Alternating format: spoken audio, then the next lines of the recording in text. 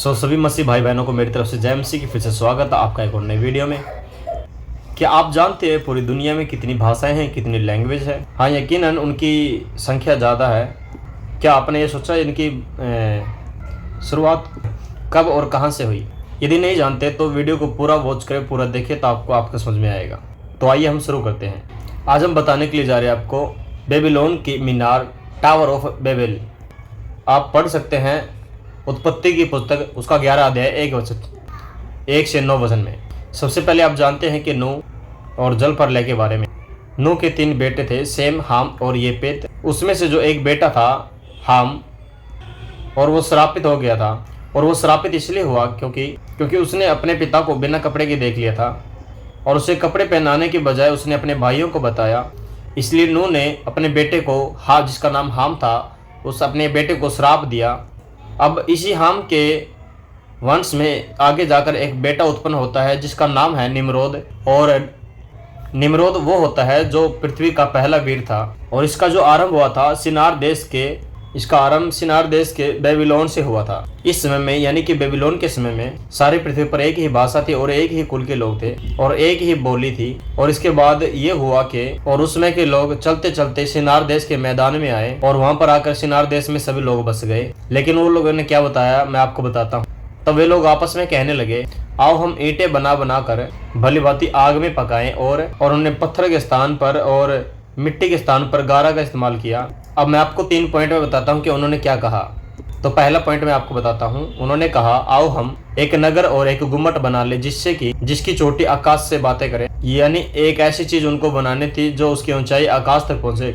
ये चीज था पहला। और दूसरी चीज है, इस प्रकार से हम दूसरा बोला उन्होंने, हम अपना नाम करें। वो एक नाम बनाना चाहते थे, अपना बड़ा नाम बनाना चाहते थे। और तीसरी चीज ये है कि ऐसा ना हो कि हमको पूरी पृथ्वी पर फैलना पड़े। बस उनका ये मानना था, पहला चीज कि हम ऐसी चीज बनाए जिसकी चोटी आकाश तक पहुंचे। और दूसरी चीज उनको अपना नाम बनाना था। और तीसरी चीज उनके सारी पृथ्वी पर फैलना ना पड़े, एक ही जगह पर वे रह सके।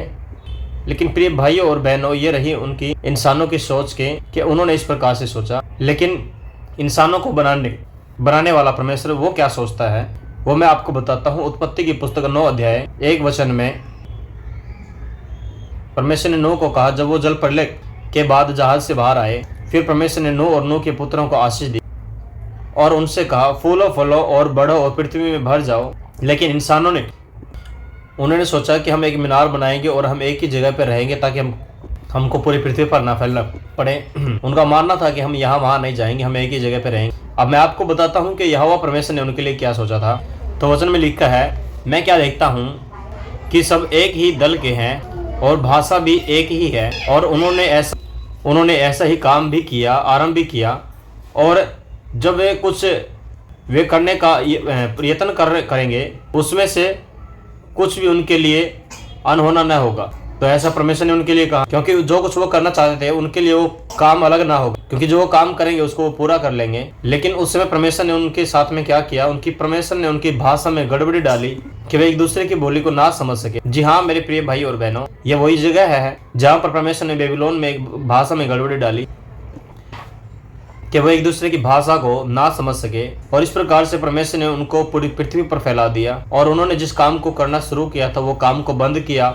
इस प्रकार से उस जगह का नाम बेबीलोन पड़ा। सारी पृथ्वी की भाषा में जो गड़बड़ी है वो बेबीलोन से पड़ी। वह परमेश्वर ने गड़बड़ी बेबीलोन में ही डाली थी और यहीं से परमेश्वर ने मनुष्य को सारी पृथ्वी पर फैला दिया था।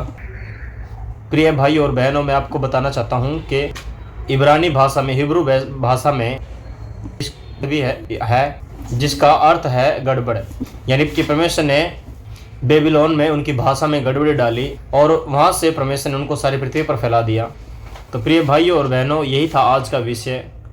परमेश्वर की सोच में और हमारी सोच में बहुत अंतर है। यशायाह भविष्यवक्ता की पुस्तक में इस प्रकार से कहा गया है कि तुम्हारी गति में और मेरी गति में और तुम्हारी सोच में और तुम्हारे विचार में, मेरे विचार में जमीन आसमान का फर्क है। इसलिए परमेश्वर का सोचना अलग है, मनुष्यों का सोचना अलग है। तो वीडियो अच्छी लगे तो हमारी वीडियो को लाइक करें और शेयर करें और चैनल को सब्सक्राइब करना ना भूलें। सभी को जय मसीह की।